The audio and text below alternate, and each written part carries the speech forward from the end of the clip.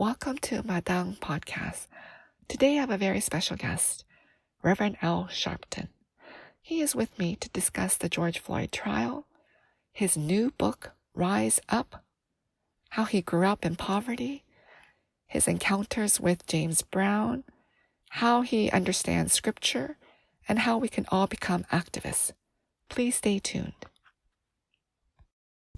Good Faith Media provides reflection and resources at the intersection of faith and culture through an inclusive Christian lens. They do so through 4 channels: news and opinion, video and podcasts, publishing, and experiences. Learn more at goodfaithmedia.org. Funded by the Religion Division of Lilly Endowment, Louisville Institute awards grants and fellowships to those who lead and study North American religious institutions, practices, and movements, advancing scholarship to strengthen church, academy, and wider society. For more information, visit louisville-institute.org.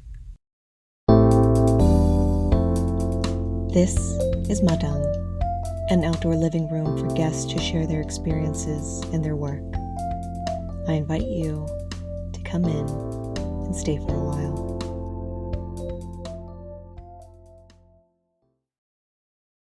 Welcome to Madang Podcast. We have Reverend Al Sharpton, who's host of MSNBC's Politics Nation, and he's the founder and president of National Art Action Network, one of the leading civil rights organizations in the world. A renowned civil rights leader and the host of nationally syndicated radio show, Keeping It Real. It's a great pleasure to have Reverend Sharpton today to discuss his latest book, Rise Up. So I hope everyone gets a copy of Rise Up. Reverend Sharpton, thank you so much for coming on today. Well, thank you, and very, very happy to be with you, and your work is certainly a special work, so I'm very honored to be with you. Oh, thank you. The honor is all mine. Before we get into the book, I wanted to talk a little bit about the George Floyd trial and all the events, because you have been so heavily involved with it right from the beginning. You did his funeral, you were active in all the proceedings, and I know you were there during the trial too. So if you wanted to share a little bit about the whole event. Well, your thoughts. When I got the call the late last May of 2020 from Ben Crump, and he told me what had happened to George Floyd, and then I saw the tape, the videotape. Immediately, I said that we need to go in to Minneapolis and try and organize to make sure that the people that are enraged are organized in a way that it would lead to a prosecution, and that the prosecution should lead to law. Because we cannot just be episodal where we run from one case to the next. We need to be able to use a case for law. I mean, you know that I come out of the King School of Thought, mentioned by people like Reverend Jackson. And Dr. King used Rosa Parks' arrest to deal with Jim Crow laws. And I wanted us to say, well, if this might be the case, that we could lead to dealing with things like qualified immunity of police and how they use compression on police. And by the time we got in there about 2 days later, because it was a pandemic, travel was limited, I had to call Robert Smith, the billionaire. He gave us a plane to get in. There were people, some were rioting, many were marching. But the thing I saw differently about this was that you had as many whites as blacks marching. You had Asians, you had Latino.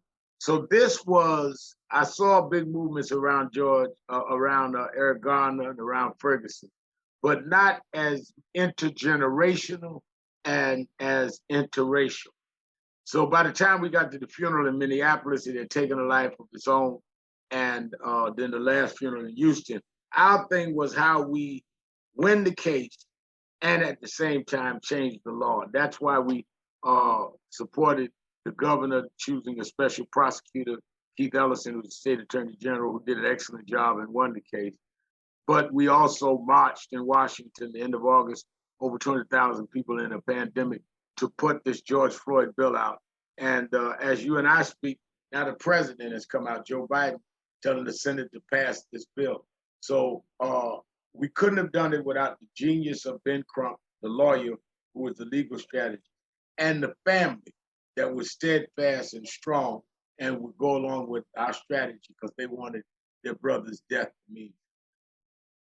Thank you for sharing all that. And thank you. You had a big part of all that. So I'm so grateful for your work and how you spoke at the funeral. And you were there along the whole time, the whole year with the family and also during the trial. So thank you so much for that work. I know you'll be speaking at different funerals too. You spoke at Dante Wright and you'll be speaking at Andrew Brown Jr. next week. Right. So I really appreciate all your work. So do you think all this will change eventually our law and how police do their job and how they treat particularly Black people here in America? Yes, I think that it can change the law. This is the first time that we're seeing a serious bipartisan talk in the Senate. The George Floyd bill that deals with everything from qualified immunity to cameras on police that can't turn them off, to having a directory where a policeman can't have a grievance here and then go to another county and get a job. All of that would be federal law. And I think it sent a chilling effect when policemen that do step outside the law saw this policeman Chauvin handcuffed and walked to jail. They never saw that. They thought they could get away. One of the things that I think people saw but didn't zero in on is that when Chauvin had his knee on George Floyd's neck, and the crowd, that small crowd that gathered and was saying he's dying, leave him alone, and was taking video, he's looking right at the camera. And you would think if you were doing something wrong, you would readjust knowing people take your picture. He never budged because in his mind, nothing gonna happen to me. Well, now people feel like, wait a minute, I better not do things because something can happen to me. But we need the law to codify it. I'm so appreciative of everything that you do, just watching you on the news and traveling and zigzagging around the world. I'm just so appreciative of everything that you do and what you are going to continue to do. So now as we go into your exciting book, thank you so much for the autograph copy. I just wanted to say, some of the blurbs I thought was so exciting and so new. Martin Luther King III writes on your book, reading Rise Up was an informative and motivational pleasure to absorb. Van Joan writes, if you want to learn how to use your voice to change a nation, you should study closely this man and this book. And you got a whole slew of other people, but I just wanted to say one more from Michael Eric Dyson, who wrote your foreword. He said, this man is a gift from God to the world. This book is a gift from Al Sharpton to us.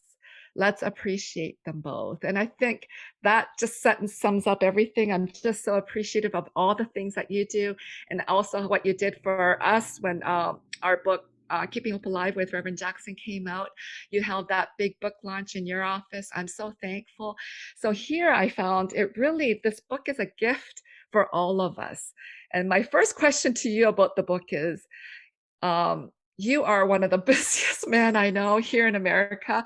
So what led you to write the book? Because it's not like you had all this free time and say, oh, I can just write another book.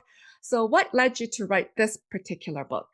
As I was looking at what was going on with the administration at that time, Donald Trump, and I'd known Trump 40 years, and I fought with him on the Central Park case where he had called for the execution of 5 young men who had been accused of raping and maiming a white female in Central Park, Manhattan. I believe they were innocent. It took years, but we did prove they were innocent. And we wrestled on other issues. I knew how callous and not immoral, but amoral. Nothing counted with him. He was a megalomaniac. And I saw how they were changing the economic order, tax based change, where the rich was getting these enormous tax breaks, corporations tax breaks. They were changing the voting rules in states where Attorney General Eric Holder and Attorney General Loretta Lynch under President Obama had sued around voting laws. They had pulled back all those lawsuits. So I said, people need a roadmap to rise up because this is not just about an election. This is about a direction. This country is headed now back to the pre-Martin Luther King days, where voting rights are going to be limited, where civil rights are going to be limited, and they need to understand to rise up, how to rise up, and give some stories that would be instructive. And yes, I do I do National Action Network all day, 6 days a week, and TV. But I said I'm gonna take time, put it aside to write a book, and got a big publishing house. They were interested, and we put it together. And I felt it was necessary to document so you could put something in people's hands.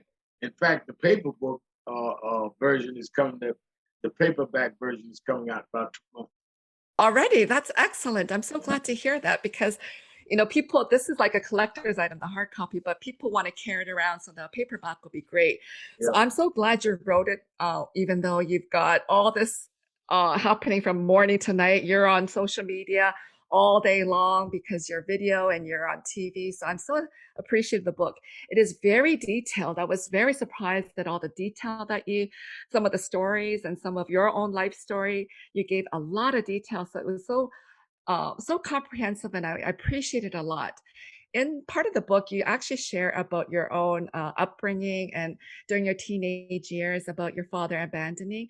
Why was it so important for you to share some of your own personal struggles? Because what we see, and social media does this too, we just think someone's life is you know, just all glory and nothing hard. But here you were so kind to share some of your struggles. So why was that important? I wanted to share it because one, what you just said, people see you at your optimum. They don't see how you got there and what you went through to get there.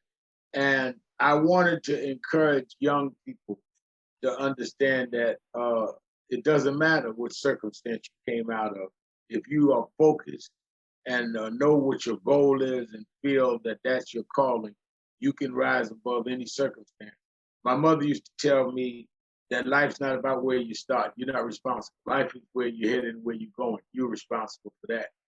And I think, Grace, that it was one of the reasons why when I was born and raised in Brooklyn, and when my father abandoned us, and we had a nice home in Queens, and we had to end up back in the hood in Brooklyn, single mother on welfare. I was compelled, 12 years old. I was already a boy preaching the Pentecostal church. I just felt this compulsion to join the movement, civil rights movement in the North. And in the North, it was a lot more nationalist, Black nationalist. It was more Malcolm X than Martin Luther King. But because I was in the church, I was more oriented toward the King kind of model. So my mother brought me to the bishop, and the bishop said, "What's your concern?" She said, "I don't want him to leave the church. He wants to go to all these meetings." I'm 12 years old.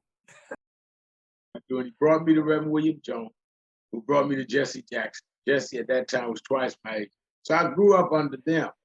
And I think the reason I was more attracted to Jesse Jackson than some of the other ministers, because he was like me. He was born out of wedlock. I wasn't born out of wedlock, but I came from a dysfunctional home. So did he. His father wasn't a minister. His grandfather wasn't a minister. Neither were mine. So I had the same kind of pedigree he did. And I felt if he could do what he's doing, and he was like just by a generation ahead of me, I could do something. And I wanted to write that in the book so somebody would see, oh, I thought I couldn't do anything. Look at what Al had to go through and look at where he is. So I wanted to share some of my pain to tell people that don't let your pain get in the way of your gain. I'm so glad you included it because for me, your book is a book for all ages. And I hope that young kids, teenagers will grab your book and read it and see. And because it's very inspirational because you have come such a long way from your, poverty upbringing to where you are now. So influential, not here only in the US, but around the world. I remember when we did the book launch, when you did it for us, we went into your office, you had a big picture of James Brown, and I was intrigued by it. And you wrote extensively about James Brown. So did you want to share more? Because there was one thing in it actually when you were saying that he offered you a job and you were deciding what to do. For me, that story is so important. I wish all the young kids will read it because it reminded me of Robert Frost's poem, The Road Not Taken. So if you can share it with us, something, Yeah, why it you was so know, important. when I was 18 going on 19, I was leading my own youth group in New York. And a young man came up from the South named Teddy, who ended up being James Brown's son. And he wanted to go to law school in New York. He joined my youth group. We became friends. And about 6 months later, he was killed in a car accident in New York. The Oh, leading disc jockey in New York told his father, James Brown, who was then the biggest soul singer in the world, if you want to do something in memory of your son liked this young teenage preacher, and you should do a concert and involve him, give his youth group some of the money. And I met James Brown. And James Brown told me, if you do what I tell you, you can promote the show. I'll give you all 10% of the money, and you'll sell a lot of tickets. I did everything he told me, and he got there that night. He was amazed. We sold out 2 shows. So then he took me somewhere else, and we did the same thing, and he gave my youth group money. Over a period of time, I started understanding I was replacing his son. He had other kids, but this was his son who was the same age as me. And he, in many ways, became a replacement for my father. The only memories I had of recreation with my father before he abandoned me is he used to take us to the Apollo to see James Brown. So I think he and I both filled a hole in each other's life. And I would come back home, do my youth movement stuff. Then James Brown would send me to come on the road and just be with him and you know look out for his business stuff. I never was his road manager, but then he offered me the job. He said, "You could stay here and just run everything." And I thought about it, and I said, "No, I got to go home. I don't know how I'm gonna make a living doing what I'm doing my youth group, but I know this is not what I'm supposed to do." And I made a choice. And sometimes you've got to go with what you're driven. That is your calling in life. I do not believe that God makes accidents. Everything in the world operates under the precision of God and nature. And you will know inside when it connects. It's like hitting the password on your laptop or your computer and it lights up. And I knew that that's not what I want to do. I would have made a lot of money, a lot of glamour with James Brown, but that wasn't me. And I came home, and the rest was history. I'm so glad you made that tough decision. I'm sure it wasn't an easy one, and I know young people, young adults are going through that same thing. That's why I find your book is so important. You include so much of your personal story, but then you get into politics and all the wonderful civil rights act that you do and that you have done. And then you chose this one particular passage: put on the whole armor of God, that ye may be able to stand against the wiles of the devil. That's from Ephesians 6:11 to 12. So what does it mean for you when we put on the whole armor of God? It means that you know that if you fight for what is righteous, they're going to fight back. And you've got to put on the armor of God that you can withstand the slings and the wiles of the devil. So if you stand up against hate, the haters are going to come after you. If you're standing up for police victims or victims of anti-Semitism or Asian hate or LGBTQ hate, they're going to attack you. But if you put on the armor of God, if you know that this battle is not yours, but you're fighting for what God would want you to do, you become insulated in your faith. And that's what it means to me. Every day that I get up, the first thing I do is do my prayers, thank God for another day. And I put on armor. Whatever I face that day, it's not personal. This is a battle that started thousands of years before I got here and will continue thousands of years after I'm gone. It's a battle of good and evil. Yeah, thank you for that. And I know, and I wanted to also thank you for the work that you've done to fight Asian hate. Thank you, because that means a lot to me, particularly, and to our community. We need people like you to speak up, to fight against it, because, what white supremacy does is it pits us against one another. So Blacks against Asians and against Hispanics. So I'm so grateful that you brought Asian leaders to your Saturday meeting and that you gave them a platform to tell Americans and worldwide that we need to stop this Asian hate, stop the crimes against us. So I'm so grateful. You actually wrote in your book in detail about the Ministers' March for Justice that you put together in 2017, which I'm so grateful for that you did. That was fabulous. And then you proceed to talk about how we can be an activist. So to our listeners today, I know you don't have much time left because you're so busy today. Can you share with us how we can be an activist? We should learn to start small. Don't try to have the big marches that we have. Start 2 or 3 people in your neighborhood, maybe your relative, and say, what is the 2 or 3 things that most bother us? And how do we engage? It could be dealing with a local official. It could be going to a town hall meeting. It could be going to a hearing of the city council. And work on specific issues that will deal with what you want to see change. And develop your own style, your own method in your own terrain. And everybody can be an activist. But don't imitate others, innovate, use models, but be yourself and deal with your circumstances, your environment. Okay, thank you so much. So one last question. In the book, you said I started NAN as a kind of continuation of Jesse Jackson's Rainbow Push Coalition. So tell our listeners how people can get involved in your organization, how people can donate, how people can just kind of work alongside you, because you have paved the way for so many young leaders, young activists today. So, and I know your organization is growing and growing, and there's a big social media presence. How can we be involved? You can go to www.nationalactionnetwork.net, and there are chapters listed there. We're in 120 cities. You can get all the information downloaded.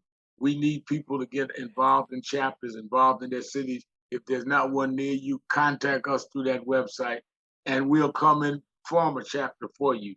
But there's no excuse for anyone not to be involved in these times. History is going to record how we came out of this pandemic and what we did with all of this social fervor. Don't let history record that you were not involved. Oh, well, thank you. I didn't realize that you'll help start a chapter. So thank you so much. Are there kind of last minute words of wisdom that you want to share with us? All I would say is that at the end of life, and I've done eulogies not only for police victims like George Floyd, I did James Brown's eulogy, Michael Jackson. At the end of life, the only thing that matters is what you stood for. People will remember what you stood for, what you did, more than what you own. And people spend too much time worrying about getting the right house or the right car. All of that will be sold as soon as you're gone. What you do for more than you is what you will be remembered for. So yes, get the best home you can and get a nice car and be comfortable, but put some segment of your life aside to stand for something and be part of something bigger than you, and that will give your life meaning. Other than that, your life might be comfortable, but it'll be meaningless. Oh, well, thank you so much for spending all this time with me. I appreciate what you are doing for Americans and for us all around the world. And thank you so much for writing this book. I hope everyone will get a copy. Rise Up. And you said it'll be available in paperback soon. So I Yes, hope people will get both of them. And it's available in audio and ebook. So thank you so much, thank Reverend you. God Sharpton. bless. Always good to talk to you. Thank you. Good Faith Media provides reflection and resources at the intersection of faith and culture through an inclusive Christian lens. They do so through 4 channels: news and opinion, video and podcasts, publishing, and experiences. Learn more at goodfaithmedia.org. Funded by the Religion Division of Lilly Endowment, Louisville Institute awards grants and fellowships to those who lead and study North American religious institutions, practices, and movements, advancing scholarship to strengthen church, academy, and wider society. For more information, visit louisville-institute.org.